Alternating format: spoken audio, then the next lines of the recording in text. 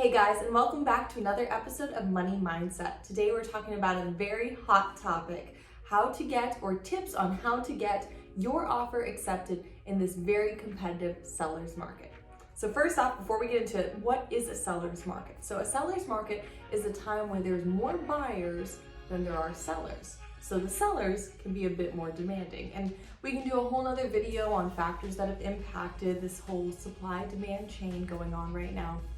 Basically, there was a shortage in some of the homes that were being built. Right now, they're backlogged in materials because of different regulations that were imposed with the pandemic, many other factors as well. But right now, there are way more buyers looking to purchase a home than there are sellers that have homes. So that being said, when you are, as a buyer, going around and you're submitting your offer in, you looked at the house, you loved it, you write up the contract, you get to determine the terms, such as the price, when are you guys closing, any other terms on there, in order for the seller to review and see if they want to choose your offer over someone else's. So you're putting together your terms, the terms that you want on your contract moving forward.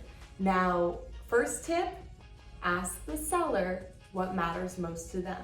Sometimes we think about, having a more competitive offer, and we just think money, higher price points. It's not always the case. Sometimes the seller wants flexibilities or guarantees in other areas. So that being said, little caveat, you as a buyer are never speaking directly to the seller unless this is a private sale. You are speaking to the buyer's agent speaks to the listing agent, which is the seller's representative, and from there we communicate back and forth. This just makes sure that everyone is correctly doing their job. That there can be no harassment, there can be no craziness that can happen in real estate when people get heated. So anyways, have your buyer's agent go to the listing agent and see what matters to the sellers. Tip number one and the most important. Why? Because let's say that the buyer or the seller is going and they're purchasing another home, they're moving across country or whatever it is, they might need some extra time. Or perhaps they're haven't even found another home that they're moving into, and they want to make sure that their home is selling first and that they know how much money they're going to be getting for it before they even start their own journey for looking for a home. Or maybe, they need to close immediately, they've got some other stuff going on, and that's what matters to them most. So really speaking to the seller or through that communication will help you create an offer that is more attractive to them, because ultimately when you're placing your offer in, the seller is the one that's determining which one gets picked. They're getting multiple offers in. Tip number 2, removing contingencies. Now, this is one that's very difficult for me to advise about because I'm all about, stack all the protections in your favor as the buyer. You never know what's going to happen, especially if you're a first-time home buyer. Let's keep all the safety nets in place. However, when you as a buyer with a loan offer are submitting an offer next to a cash offer, the cash offer does not have certain contingencies. Unless they're writing it in, the cash offer doesn't matter what the appraisal comes back at. It doesn't matter what the home's value is at. So there's no contingency of, is the loan gonna go through or not? Because sometimes it doesn't.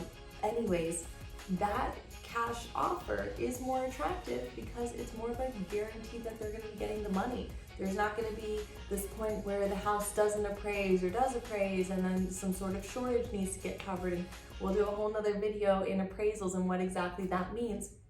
But when you are putting in an offer as a loan offer, you can still remove an appraisal contingency, an inspection period. Waiving your inspection period means you go straight into the heart of it all. And you don't have that time to negotiate over, I want this water heater fixed or whatever it is. So some of those contingencies will make your offer more aggressive to the seller because now they're able to accelerate the whole process, get to basically their money point faster. When you remove an appraisal contingency, let's say, for example, you have a home that went under contract for $300,000 and you get the appraisal back and it's $280,000. Well, a lot of times people are putting a guarantee in there saying, I will pay up to a $20,000 gap automatically if the appraisal comes in low. Now, when we're doing a loan, we can only do a loan based off of realized collateral. So if the house is only worth $280,000 on the appraisal, that is what the bank is going to go off of for the purchase price. So if it's 3% down or 10% down, that's all based off of $280,000. Any gap gets paid cash on top of it all. So the bank will record that cash for you, but we can't put that into the loan. All right, so that appraisal difference would be, like I said, written to the contract ahead of time to give the sellers a little bit more peace of mind and know that you're not going to come back on them, 2-3 weeks later when the appraisal comes in saying, hey, sorry, we need to renegotiate the price because the house isn't worth that much. Or, you can maybe say $10,000 gap. So then if the appraisal comes back in at 280 and, the offer was, or the contract was at 300, well, then you're at least agreeing to pay $290. You're at least agreeing to come up $10,000.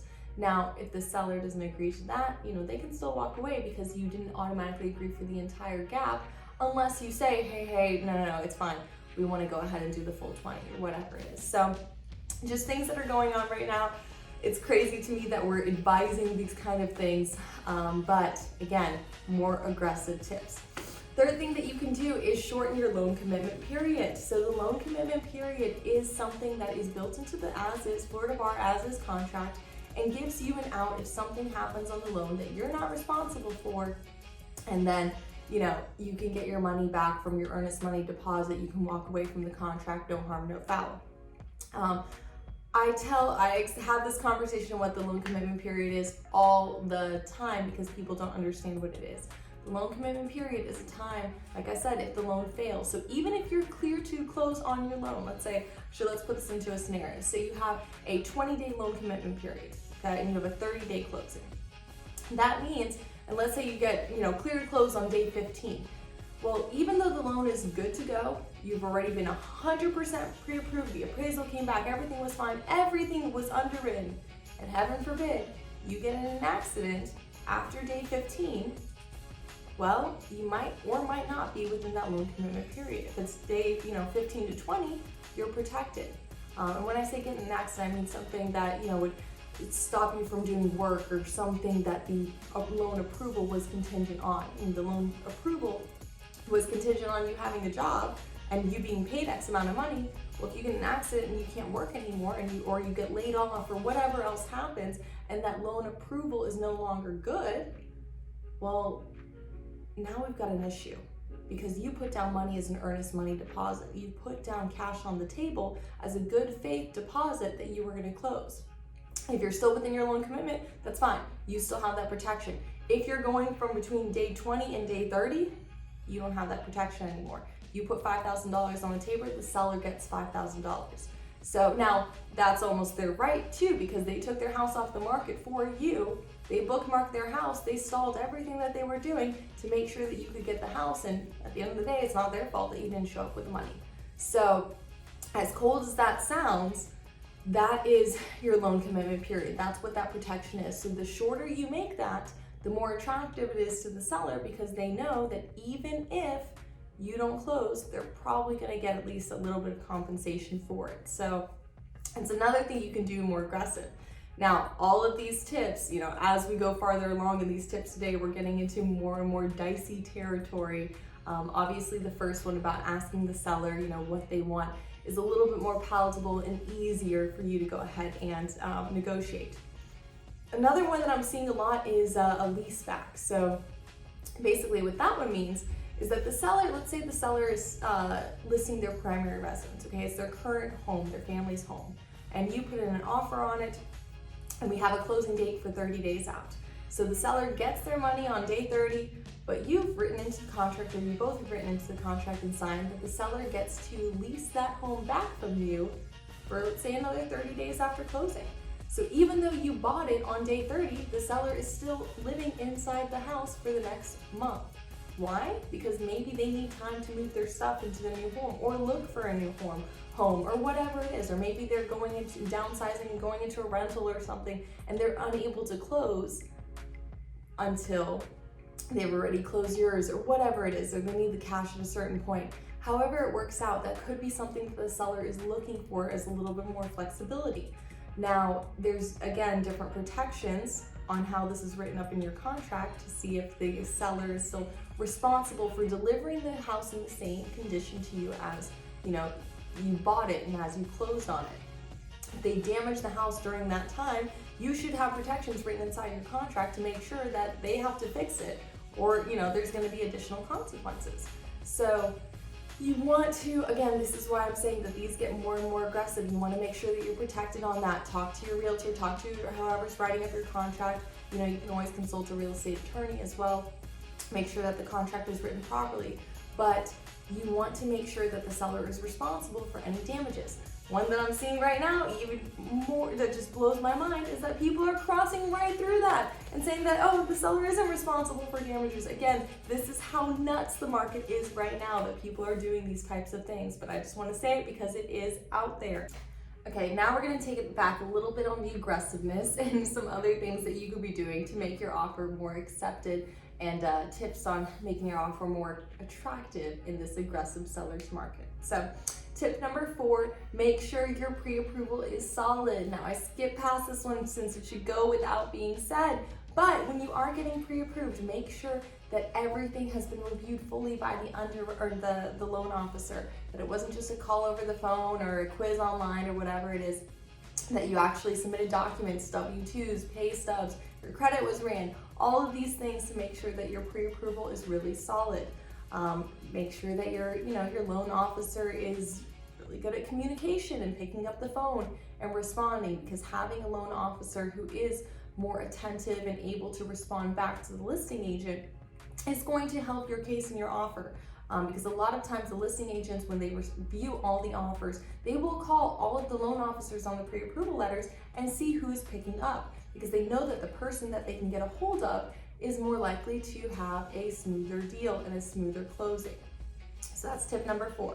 Tip number 5 is writing a personal letter. Now, some people swear by this, some people say that it's a waste of time. I think it's endearing, and I've seen it work several times. Now, it's not gonna maybe put your offer past a couple others in every situation, but having, you know, a little note with, you know, pictures of you, your baby, your dog, your cats, your family, your spouse, by yourself, whatever it is, and a little, you know, note to the sellers on why you love that house can go a long way. A lot of times these homes are, you know, the seller's babies, especially if it was their primary residence or the home that they raised their family in or whatever it is. They want to make sure that's going into good hands. So that can go a long ways, and it's definitely something that you see not all the time, but often enough. So that's all we have for you guys today. Thank you so much, and hope you enjoyed it. Hope you got some nuggets out of this. Feel free to hit below and subscribe. Make sure that you're keeping an eye out for our videos. They're coming out once a week, and we'd love to hear back from you guys, as always, with any other topics that you'd like covered. All right, take care. Bye, guys.